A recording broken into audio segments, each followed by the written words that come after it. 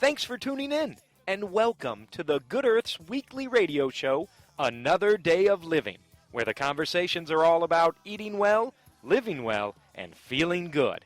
And now, here's your host, Alex Litwack.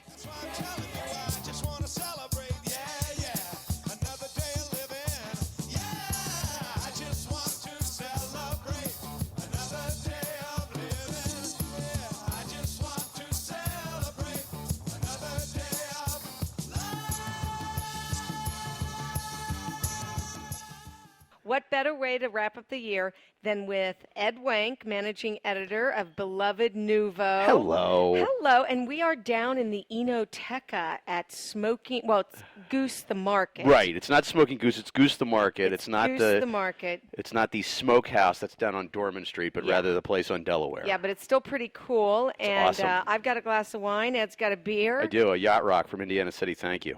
Yes, so we are going to do something that I really enjoy doing, which is the best and worst of the past year. Okay, fabulous. Yeah, I like to start with the worst, only because, not because I'm a pessimist, but because I'm an optimist, I want to end on a positive note. Well, I think that a lot of the bad that has come out of this year, as we have seen specifically in the state of Indiana, can wind up being a force for good, frankly.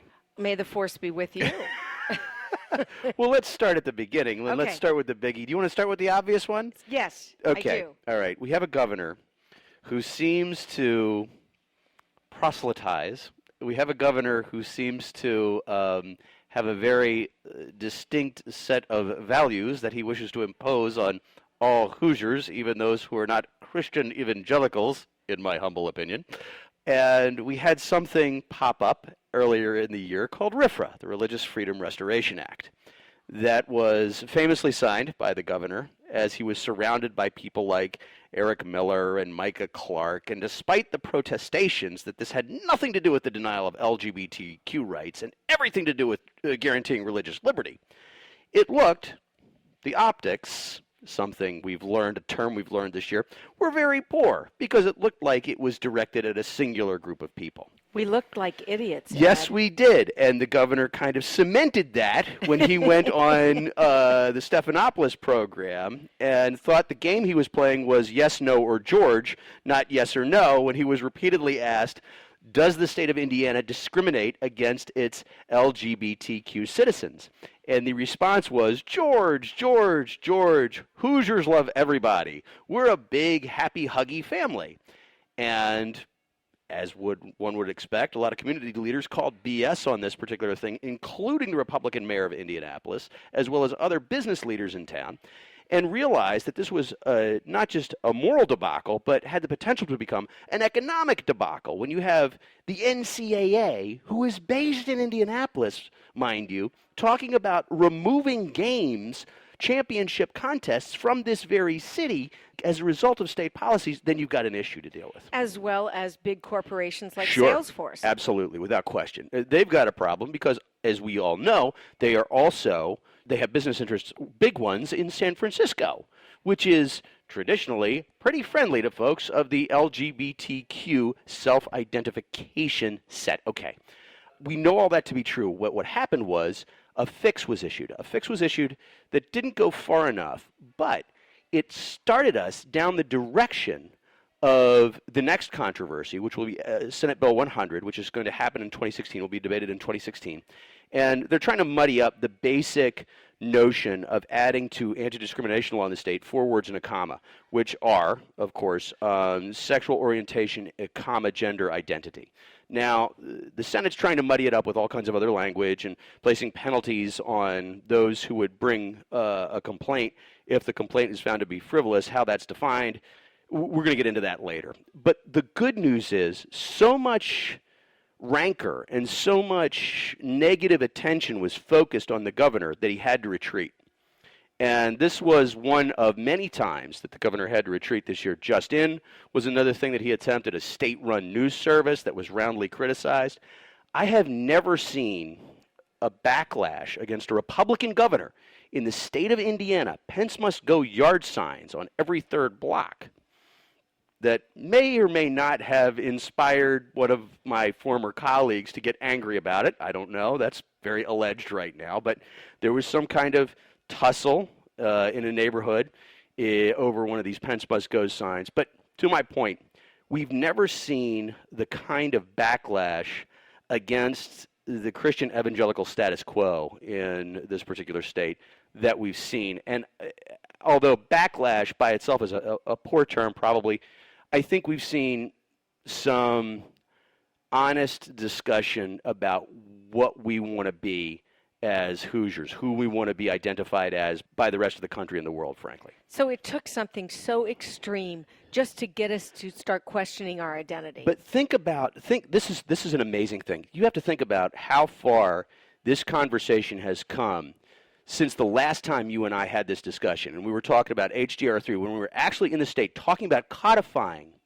the illegality of a relationship between same-sex couples. When we were actually talking about outlawing that in the state constitution, now we have a situation where not only has the Supreme Court of the United States declared same-sex marriage to be constitutionally legal and the law of the land, now we have an actual discussion in the Indiana State House that's going to happen about codifying anti-discrimination laws for same-sex couples, transgendered people, bisexual people, people who self-identify as with words like queer, what have you, questioning people. The full spectrum of human existence is going to be protected by the law at the end of this process. This I am convinced.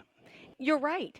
A year. It was just 1 year ago. It's incredible. It's incredible how far we have evolved as a society. And I think that's part of the reason why you've seen the rise of people like Donald Trump on the political landscape, is because there is a traditionalist, puritanical, xenophobic, fearful, let's call it what it is. There are racist elements out there that are being awoken by the victories that people who believe in tolerance and enlightenment are seeing right now. I find this political season painful It so is. far. A lot of right-thinking people have found it painful, and especially people who are of religious persuasions that have been persecuted in Europe and in American society. I don't think it's a big secret that you were born Jewish. I was? Damn it, Ed. I had no the idea. The secret's out. Now, let's not forget, my wife's Roman Catholic. And the thing that triggered the rise of the modern Ku Klux Klan as we know it, the second generation of the Ku Klux Klan that was first born in 1915, reborn in 1915, and gained power in Indiana in the 1920s, was a direct response to waves of immigrants coming into the United States who were of a different religion than mainline Protestants. It was directed at Roman Catholics, and the Knights of Mary Fagan, I think that was her name, the man who was originally lynched in Georgia in 1915, the event that triggered the 20th century rather, expression of the Ku Klux Klan, was the man who was killed was a Jew.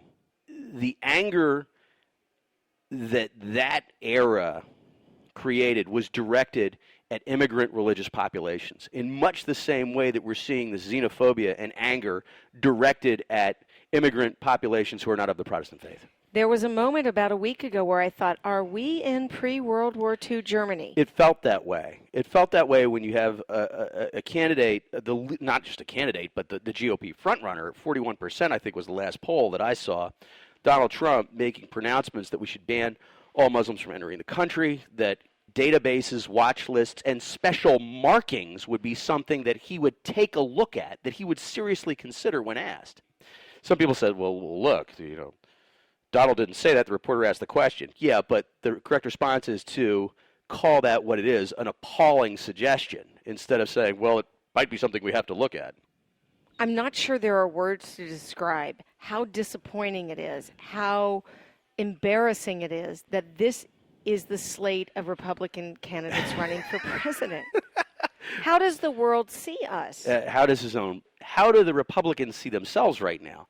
I know a lot of moderate members of the GOP. I know a lot of people who are now referred to as rhinos, or Republicans in name only, who remember the Republican Party of Europe. You know what? Barry Goldwater would be called a rhino right now, for goodness sake. My dad had a T-shirt that said, He's tan, he's rested, he's ready.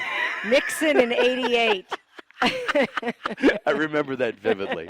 That's great stuff. I mean, Reagan looks like like a moderate. a total Yeah, moderate. Reagan looks like a moderate. And Barry Goldwater famously said, once we let all these preachers take over the party, it's over. Well, you know what? I said to someone the other day, this groundwork was laid by the Tea Party. Sure. And they said, no, it was laid by Jerry Falwell and the moral majority. Interesting. Yeah, that's an interesting point. If you really go back, he was a preacher running for, national office. Yeah. And we've gotten to this point now. But will something good come out of all of this? I think the answer is probably yes. I think that the Republicans realize that they have a big problem with math. And for all of his alleged acumen as a businessman, Donald Trump can't do math because he's insulting population blocks that live in states that have massive amounts of electoral votes.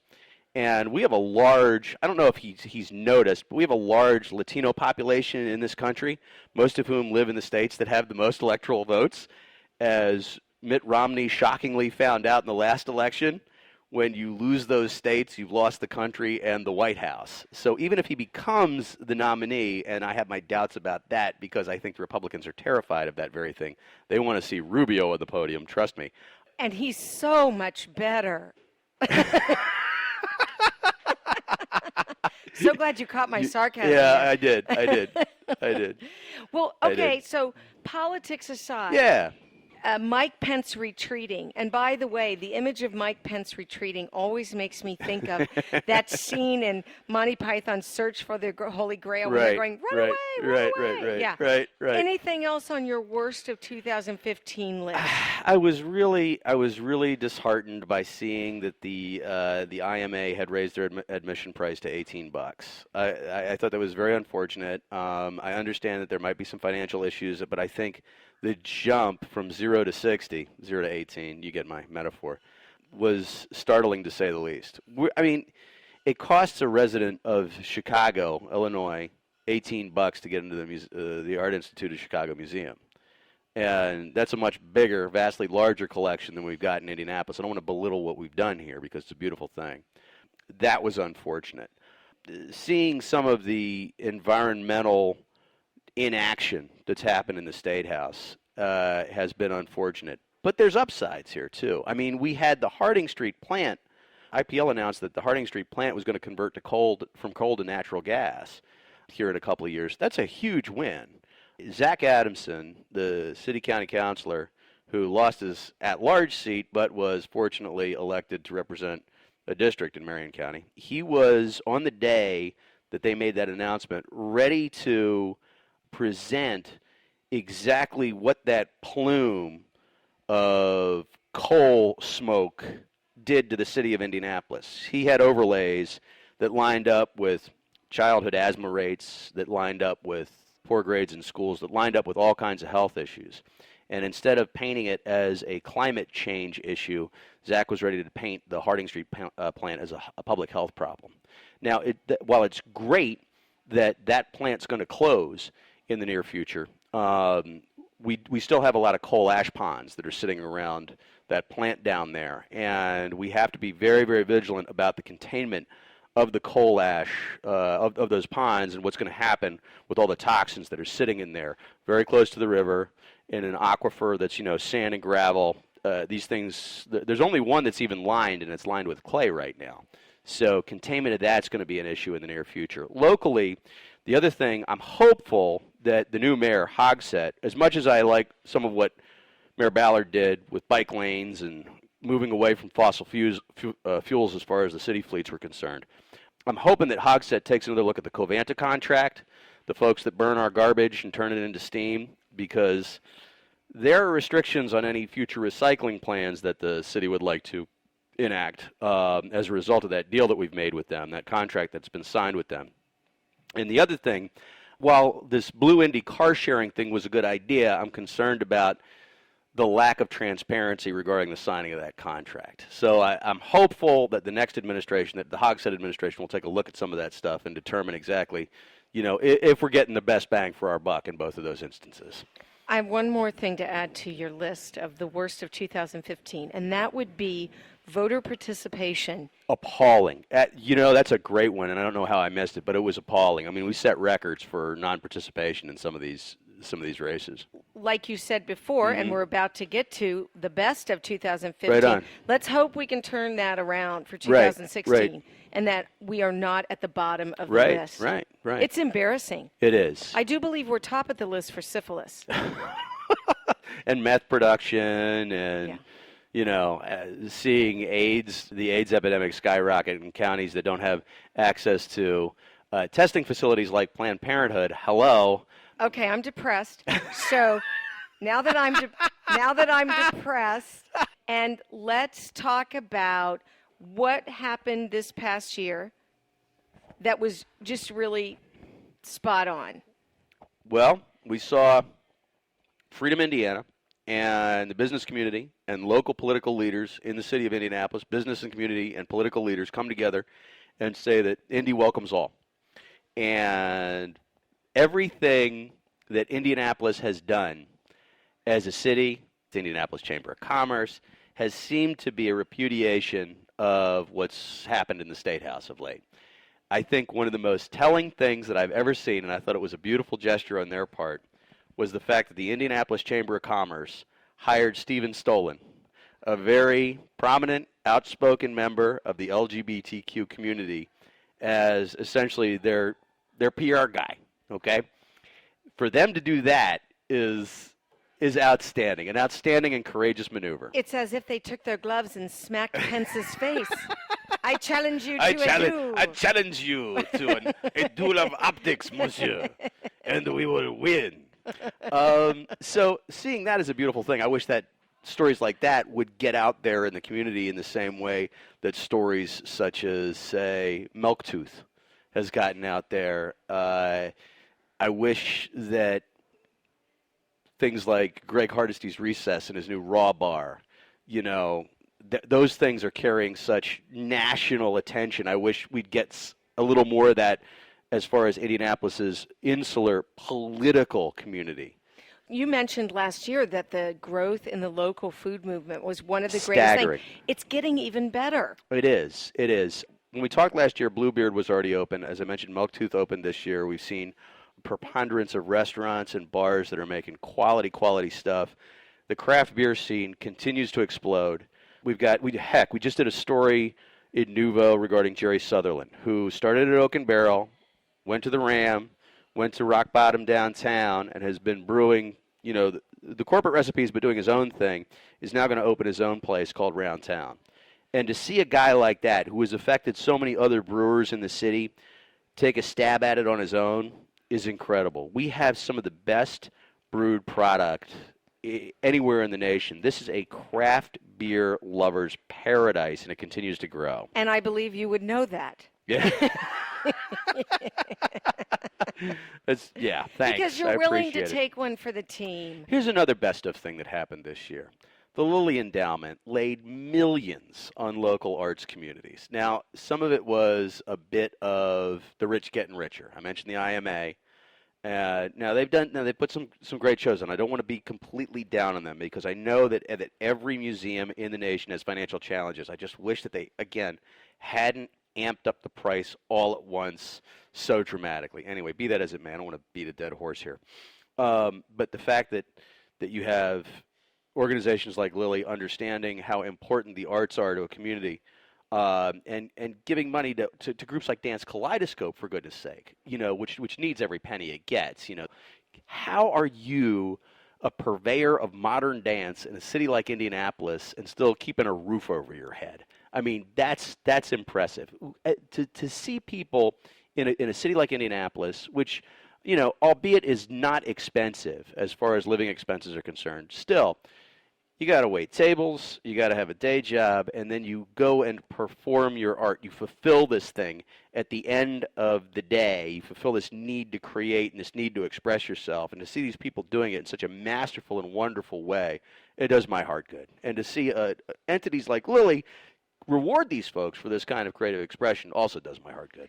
And it seems that we are getting not just locally some great productions, Yeah. but we're also seeing some great people come to town.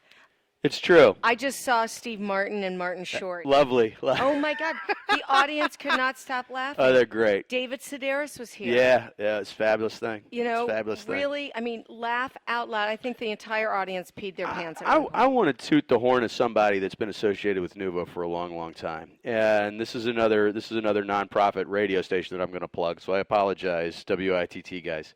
I love you. I listen every day. I promise I do. I love hearing the crazy French pop music that gets played sometimes in the morning. It's nuts. I love it.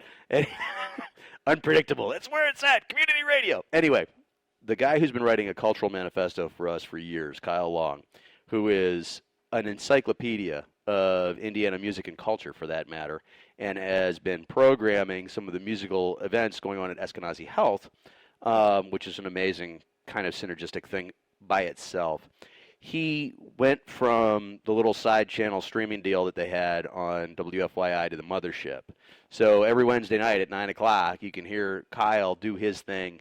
And here's a guy I've been listening to, and he's become a master of the medium. And hearing him develop from this guy who was writing a small column in NUVO to this cat who's on the air now once a week doing the show that is absolutely brilliant. Just, it makes me want to sing. All right, we'll give our listeners leave to listen to his show. Okay, thanks. Sorry who's ever on at 9 o'clock on Wednesdays on WIT. It's okay. It's okay. I apologize. I really like everything that you said about the fact that we have the option in 2016 to correct some of the bad that happened without question in 2015. So are there some things that you're looking forward to in the next year besides correcting some of the bad stuff? Is there some excitement that's happening down the road that you're looking forward to? 2016. Well, as I mentioned, Sutherland's going to open his new brewery. That's going to happen in 2016. We're probably going to see a pretty drawn-out fight in the State House over Senate Bill 100, although maybe not. I don't know. We'll see what happens. Something bubbled up the other day. We're going to attempt to, the Hogshead administration, I'm interested in seeing what they're going to do and how Joe's going to make good on taking care of some of these abandoned properties that exist in the city. I want to see what happens there. I definitely am fascinated to see this continuation of the arts community and food community expanding ever further. Take a guy like Greg Hardis, who I mentioned a little bit ago, who had Recess, who was responsible for the original H2O sushi in its original incarnation, bounced around a little bit, did some other restaurants, landed at 49th and College with Recess. He's getting back to his roots with a raw bar there. Instead of room 4, he's getting back to his roots with this raw bar. And I'm hoping that he sees the same kind of traction that some of his peers have gotten. You've got restaurants like Cerulean and others that are really, really. I'm hoping we finally get a beard award for one of these guys. One of these guys really wins the top prize. I'm hoping to see that happen. Man, there are so many great artists and writers that come out of this city. I would love to see somebody break through this year and really have some kind of national impact. We have so many great people here, and I'm crossing my fingers for the next John Green to explode onto the literary or art scene. And I wish my arts editor, Emily Taylor, was here because she could give you a rundown of who to look out for. But this gives me a chance to plug NUVO. Keep your eyes peeled on NUVO. She'll tell you. And that's what I was just going to say. Yeah. NUVO's out every week. You have been doing such great stories. Thanks very really much. We appreciate that. Stories. And I think that for everyone who listens to this show and is listening to WIT, NUVO just goes hand in hand. Yeah, I think you're right. I think that it's of similar mind, listeners to programming like you've got here on WIT and folks who are going to pick up a NUVO and read it. Well, I just want to say, Ed, that only getting to see you once a year is just not enough. Well, let's do it more often. You want to do a quarterly recap? We may have to do a quarterly Fabulous recap. idea. And love it. I asked you before we started talking what was your favorite song, and you said anything Zeppelin or Pink Floyd. Pink Floyd, yeah. So I'm going to take us out of this interview with something that you're going to definitely like. And thank you. And I wish you a healthy, happy 2016. Same to you. Thank you, Alex.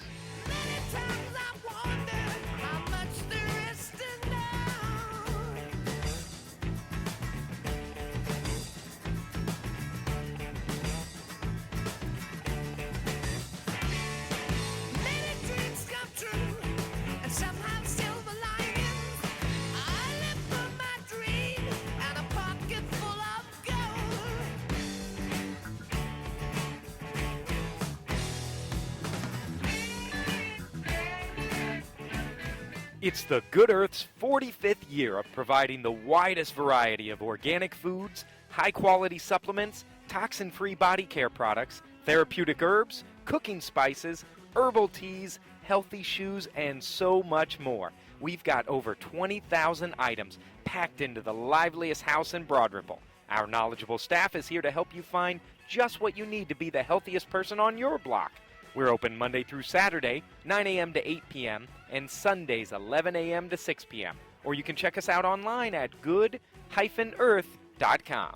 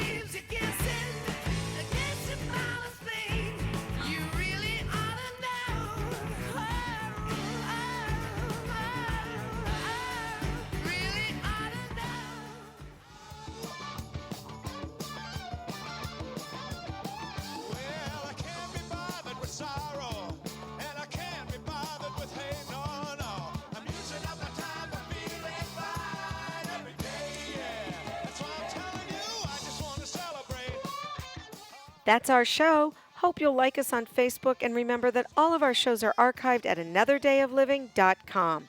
Thanks so much for tuning in. This is Alex Litwack, and on behalf of everyone at Good Earth, wishing you a happy, healthy holiday season and a fantastic new year.